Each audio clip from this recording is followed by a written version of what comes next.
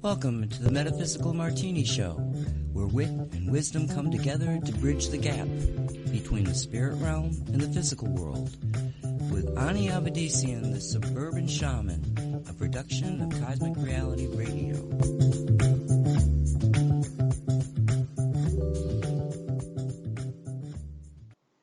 Hello everyone, I'm Ani Avedissian. Welcome to Metaphysical Martini. 3 parts spirit, 1 part rational mind. Add 2 drops of optimism. Give it all a good hard shake and pour. Dress it with the olives of grace and empathy. Sit back, sip slowly, and contemplate the wonder of cosmic creation. And a hearty hello to everyone out there. Hello, hello, hello. Thanks for joining me for yet another round of cocktails on this episode of Metaphysical Martini, the show that tries to sort out what's true, what's woo, and what gets flushed down the loo in today's widget-friendly world. Our rally cry, or the closest thing we have to a rally cry, is "Awaken, O my people, do not follow the path of the sheeple, and do not give your God cause to weeple." And why is that our rally cry, you ask? I will tell you. It is our rally cry because we, my darlings, are glorious space adventurers, traveling the universe, having multiple incarnations, boldly creating new and exciting worlds, messing them up royally, and then scrambling to realign them with supreme cosmic intelligence. As we know, when we are aligned, we are co-creators of marvelous experiences. And when we're off track, wallowing in the shallows of our petty ego-driven agendas as we do, we live half-lives, don't we? We are unfulfilled. We long for connection with something greater than ourselves. And whatever you want to call the divine or supreme cosmic intelligence, that connection, that relationship, is the most important relationship we can have because it created all of us. Each and every being in the cosmos is a manifestation of source energy.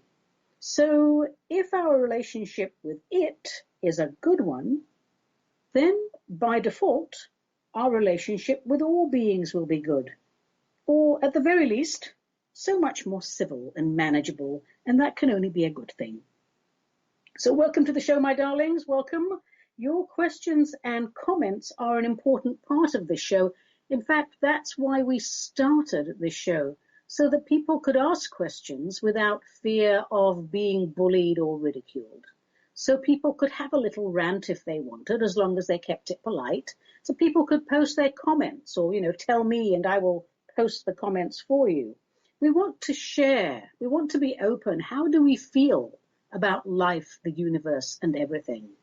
So often we find that people don't open up because they've been shut down, they've been ridiculed.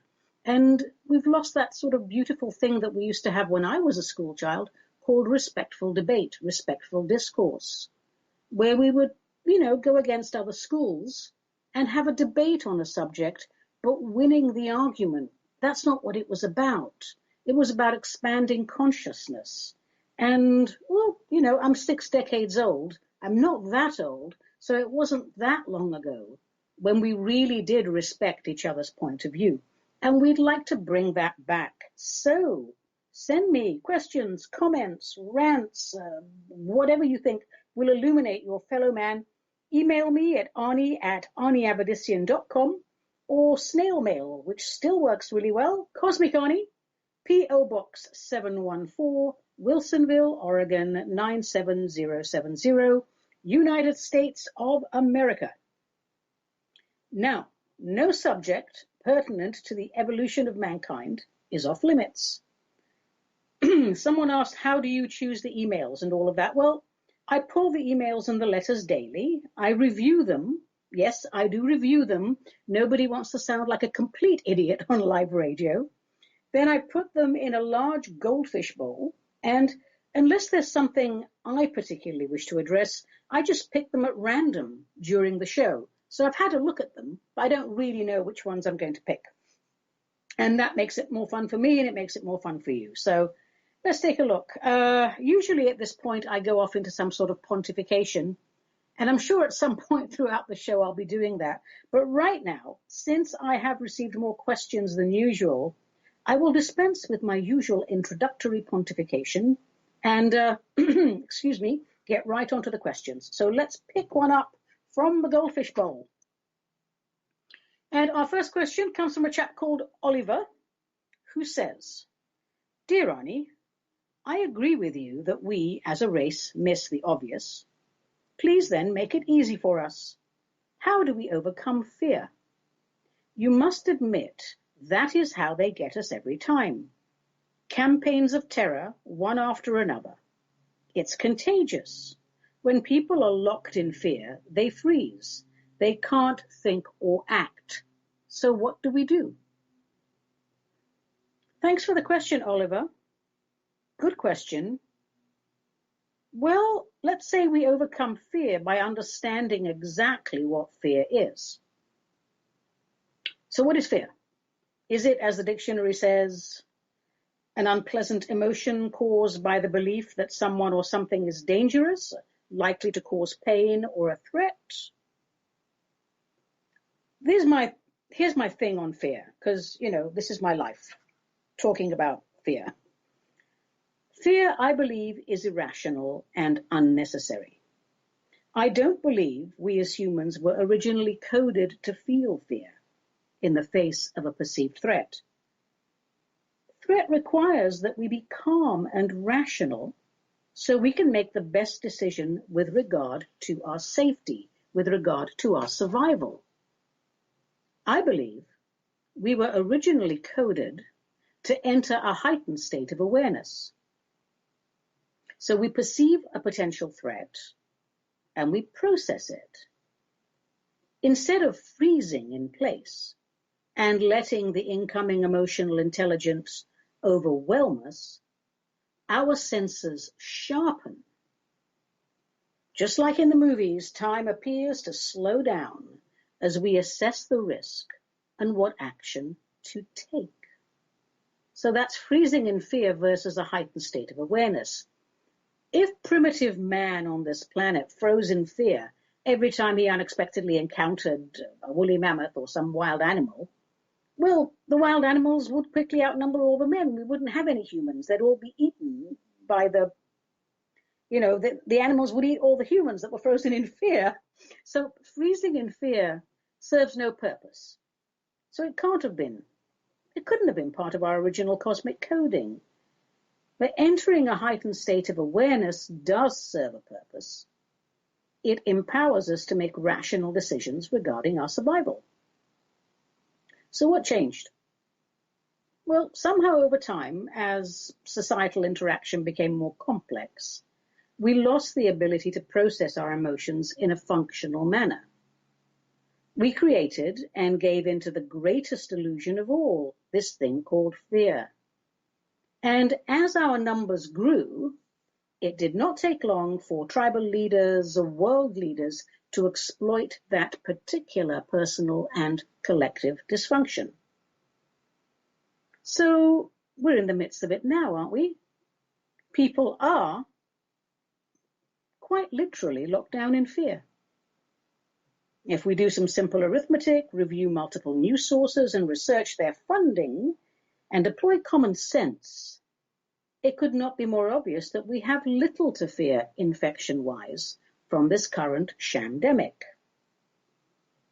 And using the same calm yet alert and aware mindset, it could not be more obvious that we are in the midst of a very well-planned social conditioning experiment. Yet people are frozen in fear. Fear is a corruption of our original coding. And it's dangerous because it spawns secondary emotions. As creations of supreme cosmic intelligence, which we are, and as co-creators of this planet, we have no good reason to fear our own creations.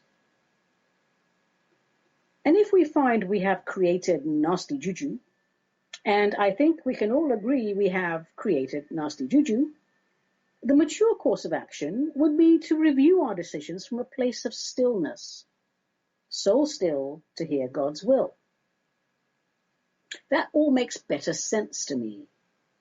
So the next time you feel frozen in fear, catch yourself and remind yourself that you are experiencing a glitch in the matrix, an error in your original programming. Breathe deeply, slowly, and purposefully to remove the disruption in your energy anatomy caused by the glitch, and remind yourself that you are the creator of your experience. How you choose to respond to a situation is recorded on your personal program. It is intelligence. Emotions and how we process them are a source of intel, the major source of intel for us on this planet. If overcome and frozen in fear is a constant, then that's the suggestion your program will bring up for consideration every time you face a perceived threat. We can overwrite the glitch.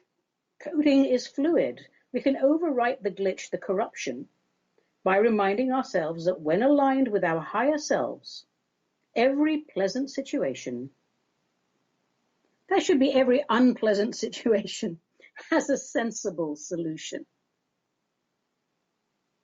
So thanks for the question, Oliver. I could go on for hours on fear. I do, actually. I teach whole workshops on it.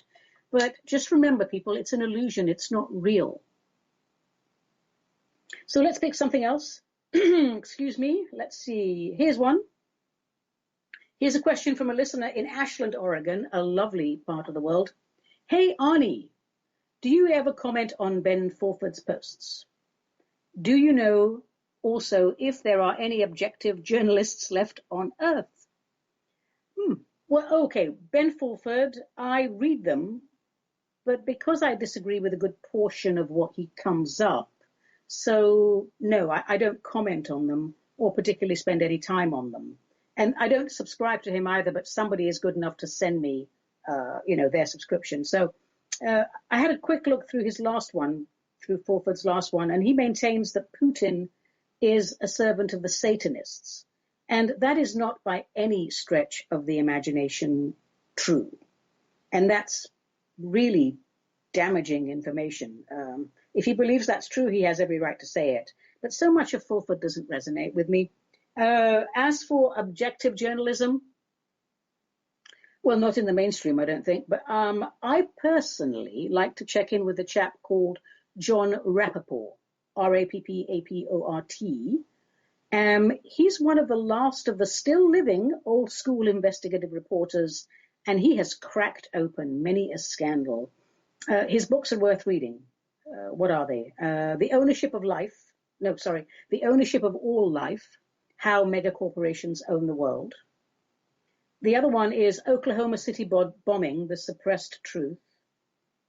Then he also has one called The Secret Behind the Secret Societies, and AIDS Inc., The Scandal of the Century. So John also has a website and a blog and a newsletter you can sign up for. And I should mention he's 83 years old. So hurry up and get to know him before he gets fed up and decides to check out. All right, thanks for that, anonymous person from Ashland, Oregon. Thank you.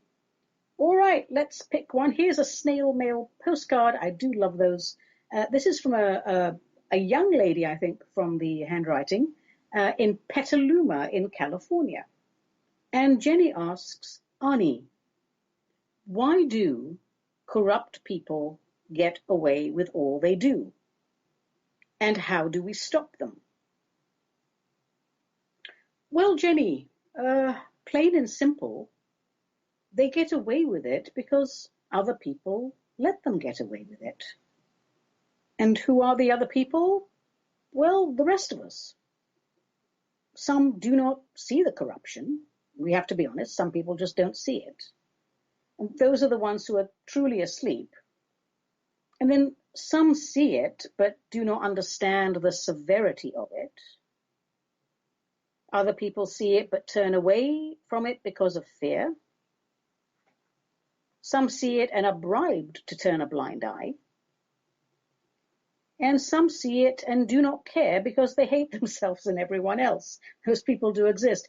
And then let us not forget that people have been carefully conditioned to brand those who do see corruption and speak out against it as conspiracy theorists, a phrase coined by the darker elements of the CIA's propaganda machine. And that was a phrase designed to ridicule people who ask too many questions and to throw off track all those who get too close to the truth and sniff out the corruption. So there's many reasons, Jenny. I think a lot of it is people just don't engage. You know, citizenship is not a spectator sport. I always say this. You need to get involved in your community in one way or another. How do we stop them? Well, don't stop asking questions. Continue to hone your critical thinking skills. Don't stop researching. Don't stop holding those in office accountable. Do not obey immoral laws. This is a very difficult one. Right now we're seeing police officers come out across the nation and stand up for the Constitution, and then they're being put on leave and they'll probably get fired. Do not obey immoral laws. That's a hard one. I would also say, Jenny, when you grow up and have children, closely monitor your children's education. Always keep an open heart and an open mind. And do not give in to the agenda of political correctness, which is designed to erode the intellect and stop us asking questions for fear of causing offense. And above all, as a shaman, may I say, develop your intuition. It's your God-given connection to all the astral planes of the cosmos. Engage in creative visualization. Develop that part of yourself, because that is how we formed the cosmos. In the beginning, it was all energy. Physical came when we woke up one morning and hit our etheric heads on something tangible, which were our thought forms, which we could then take and make physical. So corrupt people, they get away with it because they've woven so many veils of illusion around their actions. And in those veils of illusion, they planted countless landmines designed to explode when someone gets too close. And the veil of illusion and the landmines, well, that's what they are. They're nothing more than an elaborate illusion. It's trickery. So a soul-centered being with a warm heart and a focused mind can destroy the illusion, not just for them, but for many others. So to thine own self be true is a wonderful phrase to meditate on, Jenny. You meditate on that and ask yourself, what does this statement mean? To thine own self be true. Because the only part of us that's real is our divinity. So when we say to thine own self be true, we mean your alignment with your divinity is the purest intention and the purest information. And from that vantage point, you will not succumb to trickery. I thank you so much for the question, Jenny, and I thank you for caring about your fellow man, and I hope you have a very long and very happy life. Okay, let me have a little sip of my drink here. We're plagued with allergies here in the beautiful state of Oregon. We wake up every morning and inhale masses of yellow dust, and then we can't breathe for the rest of the day. So a good time to have a drinky poo, I think. All right. Here's another email from somebody called I Am Concerned from Medford in Oregon, who asks, Dear Suburban Shaman, I am new to all this shadow government stuff. And to be honest, researching it all has put me in a cloud of deepest depression. But I am determined to educate myself. I would like to research VACCINES next, and wondered if you had a recommendation as a starting point where I can get the biggest bang for my buck. Okay, dear, I am concerned. Whoever you are, darling, do not be depressed. I mean, don't deny that it's depressing. let it wash through you. But remember, we do this because it's about awareness, not anger. Once the initial outrage has passed, and it will, I promise you, research becomes easier. We want to become aware, not anxious. We want to vibrate above the dysfunction around us, above that, so that we can see clearly what is going on without buying into it. Yes, we're going to get angry, we're going to get pissed off, we're going to be outraged. Breathe. Let it come through you. Let it flow through you. Resolve those emotions functionally. So to start out, I would recommend visiting a website that is spelt vaxxter.com. And there you'll find a ton of good information, including a blog by a lady called Dr. Tenpenny. A wealth of information there. I also recommend going to YouTube and subscribing to Ty Bollinger's channel, TY, and Bollinger like the champagne channel, and that's called The Truth About VACCINES. Some excellent work there by Ty Bollinger, his wife, and his team. And there are also a couple of videos you can get, and they are spelled VAXXED, Volumes 1 and Volumes 2.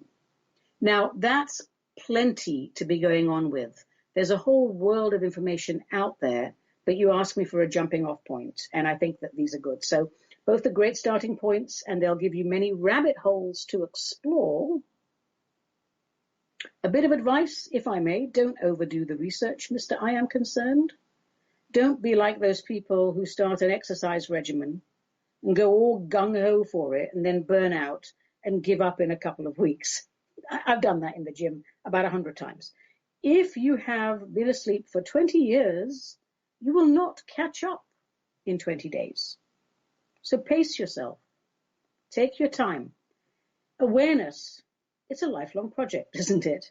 And if you find yourself close to the overload button, step back, chill for a few days. And keep in touch, would you? Let us know if you find anything you feel we should be made aware of, because that's what this show is all about. Folks,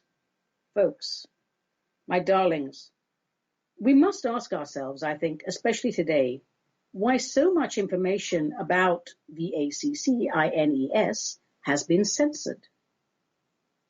If it is just a load of crazy bunky junky, too crazy for any sane person to consider, it would be left alone, wouldn't it? But if it's censored simply because it is contrary to the official narrative, then there must be something very fishy going on with the official narrative. May I remind you about Stalinist Russia? May I remind you about Hitler's dream? The doctors and scientists that speak out against the official narrative, they don't do it for a laugh. They jeopardize their careers and they also risk their lives. How many doctors have died after exposing pharma's corrupt agendas? Well, it's not one or two. Why don't you go and check it out and prepare to be horrified? When we call people like Mikovits and Butar purveyors of false information, we have to ask ourselves, why would someone who has invested so much time and money in building their career throw it all away by spreading false informations?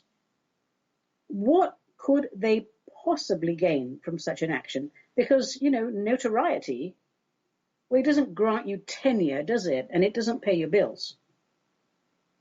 On the other hand, people like Fauci and the gates of hell, these people, they stand to gain billions of dollars from the agenda. Mikovits, Butar, and the others who question and research pharma's crimes against humanity gain nothing. They even censored Mikovits' book, so she can't even sell that. So good for her, though. She made it available as a PDF, so the word would get out anyway. My darlings, honestly, something is very wrong here, isn't it? The blending of corporate and government has begun in earnest. The privatization of world affairs is well underway. I talk about this ad nauseum because it's part of the deep state agenda, and the deep state agenda is the only issue we have right now. because it permeates every aspect of our lives. This show, Metaphysical Martini, it's written, it's produced, and broadcast in America, land of the free, home of the brave, a country I am proud to call home, a country I waited 2.5 years to get into as I applied legally for my green card. A country whose sacred purpose, unity through diversity, is close to my heart, and currently, today, a country in which I must spell out words on the radio to avoid censorship. And that, my darlings, is not something I can accept. The establishment are censoring research. If they have their way, a simple conversation will be a minefield of political correctness. People afraid to have a conversation lest they say something that will offend someone's weak and feeble mind. And I don't mean weak and feeble in a derogatory fashion. I mean descriptives, weak and feeble, not designed to cause offense. They are adjectives. Why is it racist to say that the virus came from China, but not racist to say that yummy sweet and sour pork came from China? Chinese is an adjective, a word or phrase naming an attribute added to or grammatically related to a noun to modify or describe it. American is also an adjective. Do not let these feeble-minded minions in the so-called free press color stories according to the recommendations of their paymasters' perceptual engineers. Do not let these paid-for servants of the daily lie con you into becoming embarrassed to call yourself an American, because that is New World Order globalist agenda. That's what it's all about, making people ashamed to be part of a tribal group, separating us from our soul sovereignty, our national sovereignty, stripping us of our local color and traditions in favor of turning us into a homogenized, flavorless goo of compliant foot soldiers ready to don masks and do the state's bidding without question. My darlings, that is not life. That is not the path of a cosmic space adventurer. That is inhabiting a warm body cut off from the creative soul spark, the unconditional love, because we don't know what else to call it, that is the creative energy of the cosmos. That is the 1% dominating the 99%, while the 99% say, oh gee, thanks for keeping us safe with your GMO foods, your toxic medications, and your surveillance microchips. Thanks for telling us what we can eat, when we can eat it, how we should eat it, and how and when to dispose of it. Thanks for telling us where to live and how to live. Thank you for telling us what to think and when to think it. Thank you, above all, for relieving us of the pressure of being agents of the divine cosmos. Free will? What is that? Who needs that when you can rely on the state for everything? When your state governor says no more gatherings until we can test everyone and VACCINATE everyone, for heaven's sake, peeps, follow the money. Is your state in financial trouble? Would a COVID bailout help the governor out? We have never quarantined the healthy and purposefully crashed the economy, as far as I know, over a virus. Peeps, wake up, smell the overpriced shade-grown coffee. We have allowed ourselves to be bit players in someone else's story. Bit by bit, we have bowed our heads as our civil liberties are rolled back. Bit by bit, we shrugged our shoulders as taxes were piled on top of taxes. Bit by bit, we forgot why our pioneer forefathers and mothers came to America in the first place. Freedom from tyranny. And tyranny takes many forms. I say, if we don't take steps to restore America to her original purpose now, we will wake up one day and find ourselves in that Orwellian nightmare. And I know a lot of people can't see that coming. And I know a lot of people may go, my God, she's being awfully dramatic. Then I would just respectfully point out that you have no idea how the world works and who runs it. And I will also point out respectfully that your naivety does not contribute to the betterment and the evolution of mankind. That's what it's been like the last few decades. So today, May 13, 2020, I'm happy to say I feel the awakening of we the people reaching that critical mass. I really feel it. Resistance, people asking questions. So stay strong, my darlings. Keep your motivation pure. There is no room in our hearts for hatred when pursuing honorable ideals. Remember, unity through diversity, freedom from tyranny, that is America's sacred purpose. To achieve that and to show the rest of the world that it's absolutely possible. Our focus determines our reality. And I think we're doing pretty well right now. So let's get on with it. Hurrah! Well, okay, I guess I did pontificate after all. But hey, it's my show. And if I can't share my thoughts here, then where would I share them, I wonder? Alrighty, so let's take another question from Juanita, who's from Barstow, California. But I need a little sippy poo, so I'll be right back. It's not that I want to have a drink. It's, it's the pollen. The pollen. I need to keep hydrated. Lovely. Dear Ani, why do socks go missing during laundry?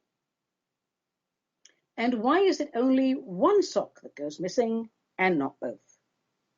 And why don't undergarments like bras and knickers go missing? Why is it always socks and why always one? Well, Juanita, we did say no questions are off limits on this show, so I guess we should address that. I do some laundry from time to time, but I'm not really the laundry expert in my house, so I think that they probably just get lost in the dryer, not the washing machine, but I could be wrong. Now, when I think about it, both the dryer and the washing machine, they create a vortex, don't they, with all that agitation and round. So you could argue that socks go through the portal into another dimension, but then we're still left with the why only socks and why only one. I honestly don't know the answer to this one, so I channeled the great spirit of Maytag, and this was his response. If you do not want to risk losing your socks, place them together in a mesh bag, or pin them together using a large stainless steel safety pin. Problem solved. It is possible for socks to go missing both in washer and dryer. I did not know this, great spirit of Maytag. Do tell me more. In top-loader machines, socks can get lodged under the agitator or get stuck under the wash plate. Sometimes, when the undergarment gods are not on duty, they could even get lodged in the space between the inner tube and the outer tube. And if that happens, you will probably never see your socks again. In front loaders, there is a clean-out area where the filter is, and apparently it is common for socks to find their way there. So says the great spirit of Maytag, who recommends that cleaning this area should be done after every 5 or 6 wash cycles.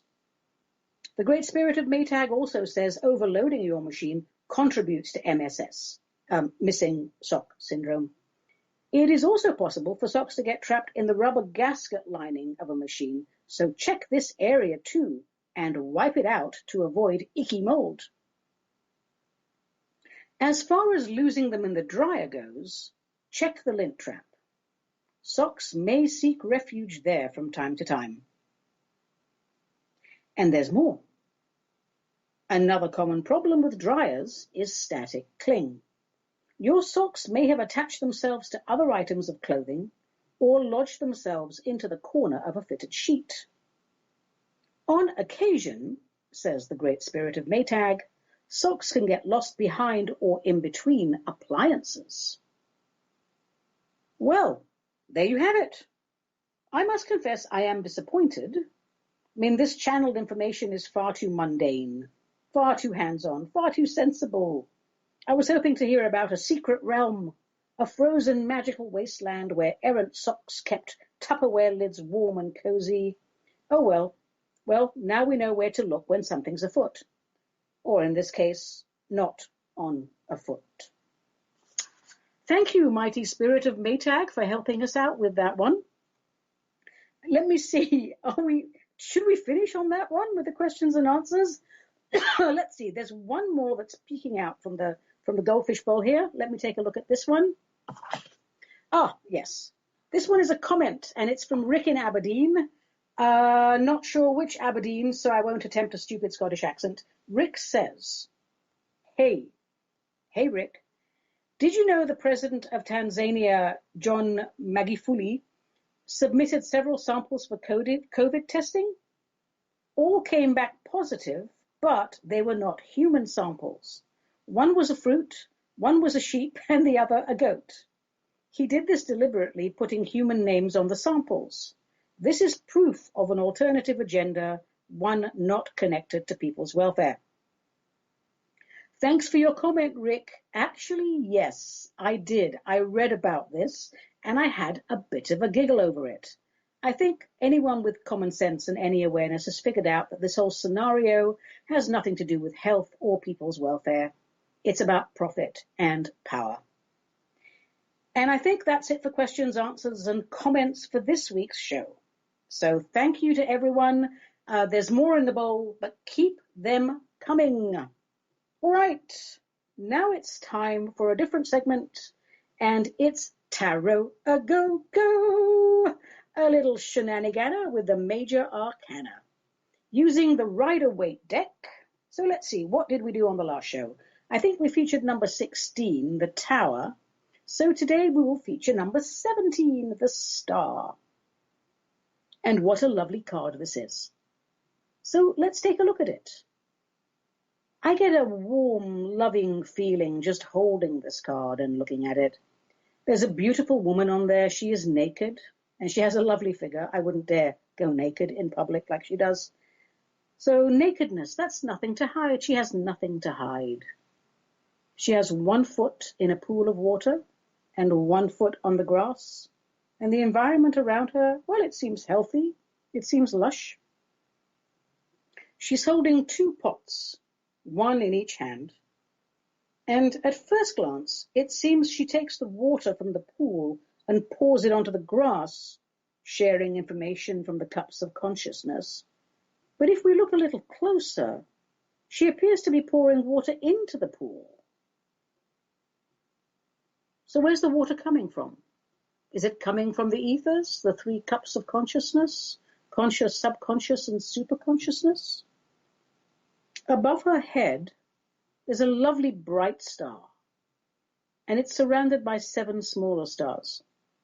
I assume the 7 smaller stars are representations of the chakra system, although having been trained by Eastern people, I can assure you there's a lot more than just 7 chakras. It's a very tranquil card, isn't it?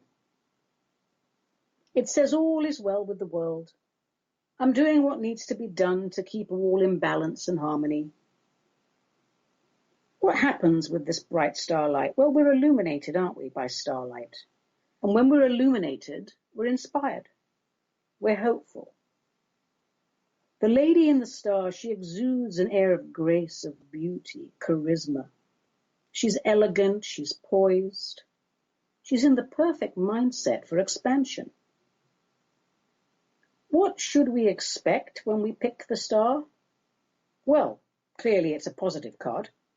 It suggests that things are about to go well for us. It's a card of good fortune. The light is watching over us, guiding us. Now, the star often comes up when we're about to be offered a new opportunity for growth. It could be work-related. or it could be personal spiritual growth. It could be any of those things. It comes up when we're contemplating a new course of action or study. It comes up when you're expecting the results of an exam or the results of any project. And in the upright position, it always means congratulations, you did it. It went well. It's going to go well. It reminds me of that lovely song, when you wish upon a star, makes no difference who you are. Anything your heart desires will come to you. If your heart is in your dream, no request is too extreme. When you wish upon a star, as dreamers do, fate is kind. She brings to those who love the sweet fulfillment of their secret longing. And I think that sums up this card very, very well. But you ask, Ani, what if we pick this card in the reverse position? Well, let's turn it upside down and see. Ooh, the pool of water and all the pots of water just drained out, didn't they? So, if we pick it in the reversed position, could it be we're being a little too stubborn and not taking advantage of help being offered? What else can we pick up when we look at this star reversed? Well, we feel a little disillusioned, don't we? Perhaps we made some bad decisions and are finding it difficult to move past them. Perhaps we're having difficulty accepting our mistakes, apologizing, and moving on. We need to find the courage to regroup and find a new way of doing things. We need to shed the pessimistic mindset, to move away from this pool of hopelessness, to shake off the mistake and stand tall once again. Now, something else that this card could represent, often it's an indicator of poor health. So if you've got some symptoms going and you don't want to look into them, you might just look into them. Catch things early, I say, it's always best. And the reverse position can come up if you're overly anxious about making a decision. If this is the case, spend some time in prayerful contemplation. That can be useful. Just you and the divine. No one else will know the contents of your mind. It's you and the divine. No one else will know what causes your heart to tremble. Just you and the divine. That is the beauty of prayerful contemplation. And after your contemplation time, when you are at peace and you've received wisdom and guidance from the divine, take the star, turn it to its upright position, and contemplate how wonderful life will be when seen from this angle. Number 17, the star, a lovely little card. And a reminder, my darlings, that when you read the tarot cards, it really isn't all about, buying the deck that you like and then getting the book and then learning a spread and then going to the book and going, this means this means that, this means the other. Tarot is a long, lifelong process. You and your cards need to make friends. You need to sleep together, literally sleep together. Wrap your cards up in silk and put them in your pillow for at least 33 days. Form a relationship with your cards. Look at them. Handle them. Talk to the people in the cards. Let the cards come to life for you. And every summer I have a couple of tea and tarot classes. Look out for those on my website because those are fun. Because it's me. Of course it's fun. But you also get teeny tiny cucumber sandwiches when you come to my classes. Oh, what could be better? All right, number 17, the star, a lovely card. What's next? Ah, yes. This episode, it's time for The Cryptic Mystic, where we have our way with someone dead who likes to pray. I might have to change that sentence. It just doesn't sound as healthy as I want it to sound. Today, we feature St. John of the Cross.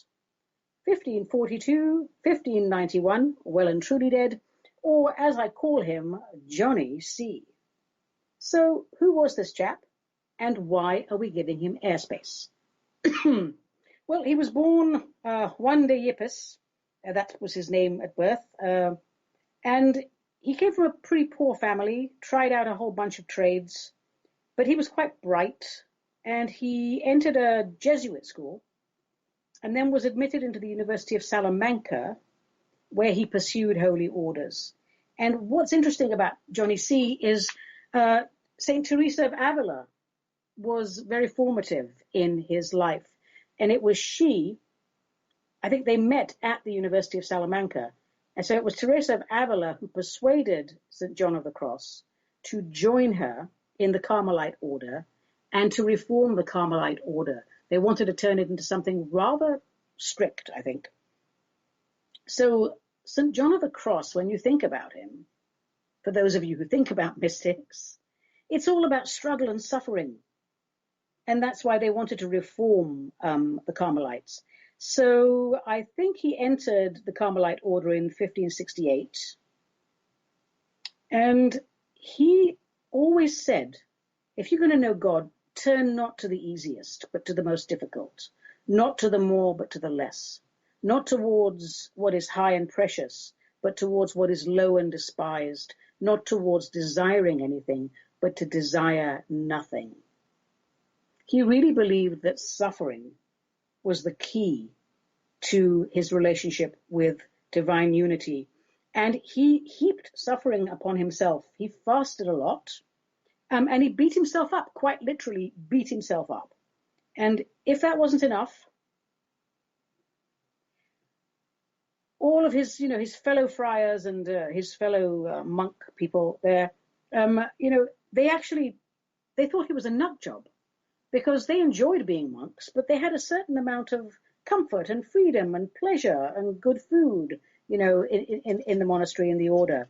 And John, he didn't want any of that. He wanted everyone to have a strict and austere life. So, and they resented that. I would resent it too. So I think it was 1577 when the church authorities actually kidnapped him, and they imprisoned him for 9 months in this teeny tiny cell, a windowless, apparently, 6 by 10 foot cell. The ceiling was quite low. He couldn't stand up all the way.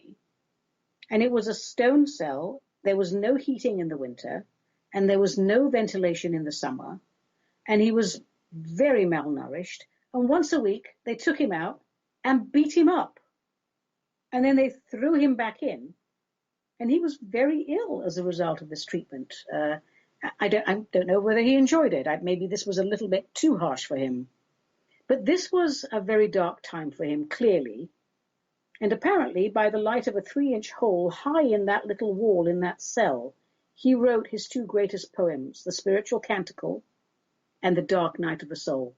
And these are, oh my gosh, these are extraordinary pieces, actually, that talk about how darkness takes you into the mystery of God. So after 9 months or so, he managed to escape. I think what he did is he tried to pry off the door hinges. He worked on them every day, loosening them. And then one day, boom, he got out of that place. And he was very ill. He spent about 8 months recuperating. And then he wrote The Ascent of Mount Carmel. And that was his explanation of the mystic way, how a mystic should conduct themselves.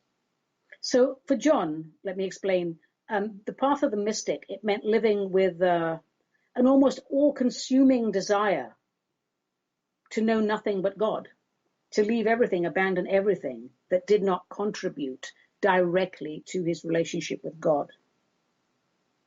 He wanted to shed the illusions of the world completely, because he said they distorted the reality of union with God.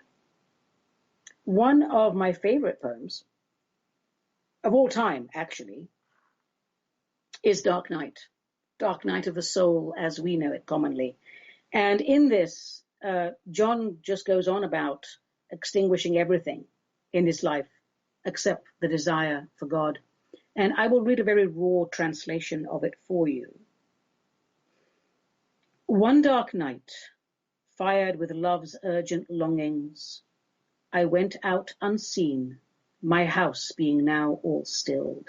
Sheer grace. In darkness and secure, by the ladder disguised, in darkness and concealment, my house being now all stilled. On that glad night, in secret, for no one saw me, nor did I look at anything, with no other light or guide than the one that burned in my heart. This guided me more surely than the light of the noon to where he was awaiting me, and I knew him so well, there in a place where no one appeared.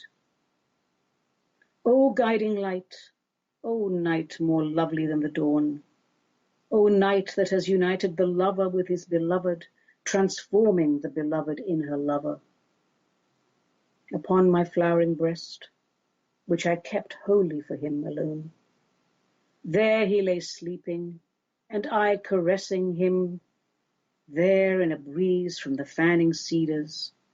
When the breeze blew from the turret, as I parted his hair, it wounded my neck with its gentle hand, suspending all my senses. I abandoned and I forgot myself, laying my face on my beloved. All things ceased. I went out from myself, leaving the cares forgotten among the lilies. Whew!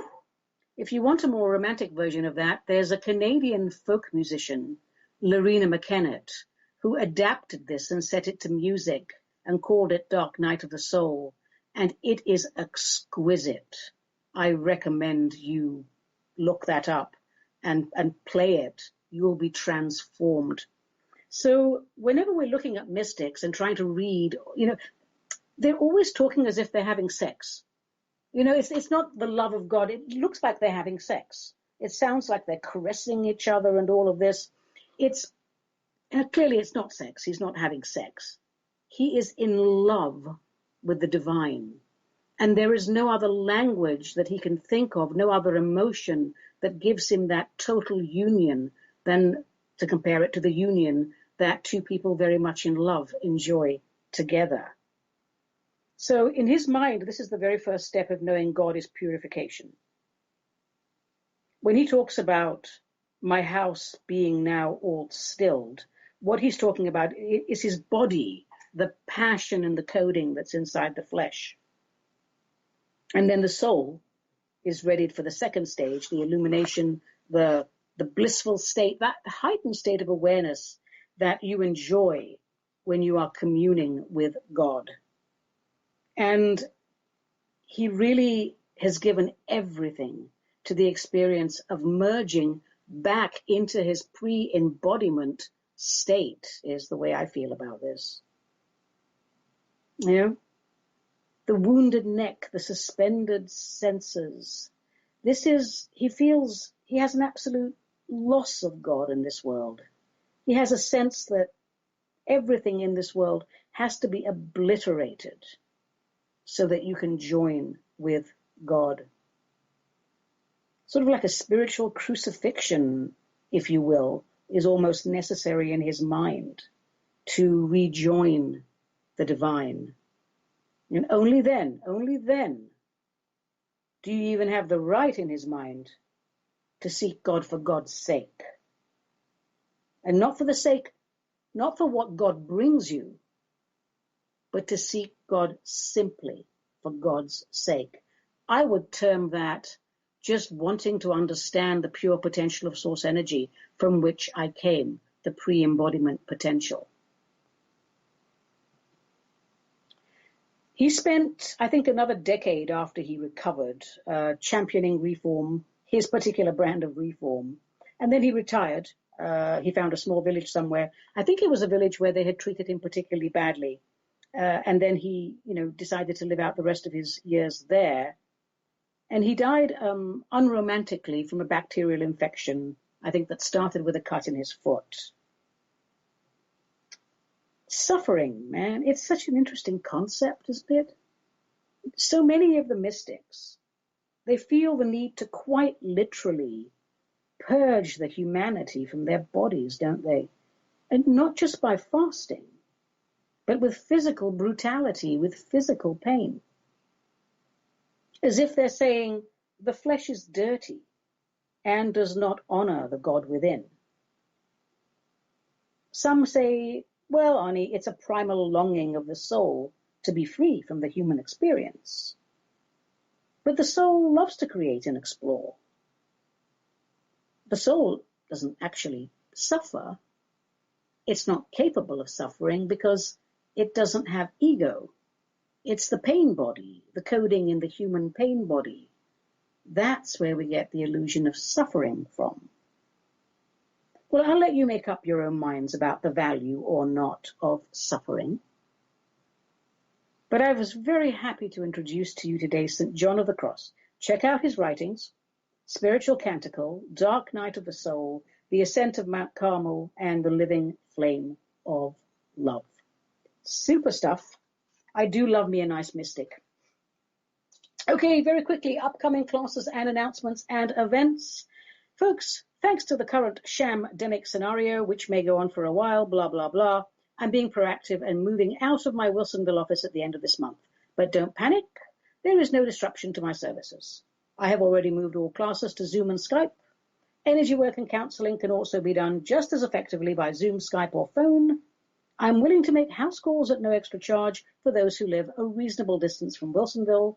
And if you live further out and prefer one-on-one, call me, email me. We'll come up with a mutually beneficial plan. If I was in this for the money, I'd be rich already, and I'm not. So we'll work it out.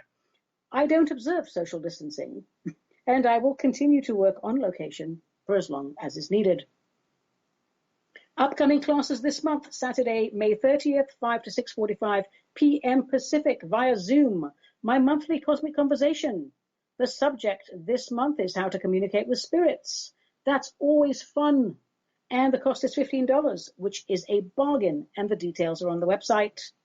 What else? Yes, watch out for new and updated classes this summer. Details will be posted on the website by June. And if you're bored out of your heads and you have nothing better to do, sign up for my newsletter, Monday Messages. They're short, they're sweet, and like me, they are full of buttery goodness. You get a heads up on what I'm doing. I have to look at Monday Messages to figure out what I'm doing. I don't know what I'm doing. They're only once a month, and you get silly poems in addition to my pontifications and some jolly pertinent information. And what else? I had something else. Yes, if you're interested in my mentorship or spiritual mastery programs, I believe I'm going to run a special on those next month. So check it out and then drop me a line for details. Save some moolah, why don't you? All right, I think we're getting close to the hour, and oh my gosh, hang on. Okay, my darlings, I just finished my drink. So that means that's it for today. When I finish my drink, that's the end of the show. I do hope you enjoyed it as much as I enjoyed recording it, because I do love you all and I had a blast. This week's Real Life Martini, well, I'll be honest, it was just Rose's lime cordial on the rocks, topped up with club soda, because I was a naughty girl and I went off my diet and I put the weight back on. So now I'm back on my diet. Now, peeps, be aware, don't just stare, but remember, as we discover and are forced to hear some very hard truths in the days to come, let's process our emotions in a functional manner. Let us not give in to the mean-spiritedness promoted by the media. In the face of lies, deception, slander, stand tall with spirit, with honor, in integrity. Light trumps darkness always. I'm Ani Avedissian. This was Metaphysical Martini, a production of Cosmic Reality Radio, to whom we are most grateful. Until we meet again, let the spirit inhabit the human.